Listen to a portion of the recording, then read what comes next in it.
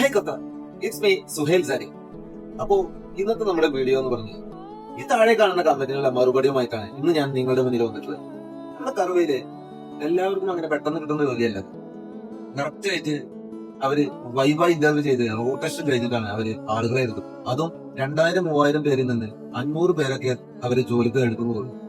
പിന്നെ ഇങ്ങ് ഖത്തറിൽ കൊണ്ടുവന്ന് ഇവിടെ പെട്ടെന്ന് അങ്ങനെ ലൈസൻസ് കൊടുക്കാറില്ല. ലേണിങ്ങും ടി ടെസ്റ്റും റോഡ് ടെസ്റ്റും കഴിഞ്ഞാണ് അവർ ലൈസൻസ് കൊടുക്കുന്നത്. ലൈസൻസ് കൊടുത്താൽ തന്നെ അപ്പൊ തന്നെ അവര് ഡ്യൂട്ടിക്ക് എടുക്കുന്നില്ല, മറിച്ച് ഒരുപാട് എക്സാംസും ക്ലാസസും PDT-യും അഥവാ പ്രൊഫഷണൽ ഡ്രൈവർ ട്രെയിനിങ്ങും കഴിഞ്ഞാണ് അവർക്ക് ഡ്യൂട്ടി കൊടുക്കുന്നത്. പിന്നെ 1-2 കൊല്ലം കഴിഞ്ഞാൽ കമ്പനിയിൽ നിന്ന് ആളുകൾ പോകുന്നുണ്ട് എന്ന് പറയും.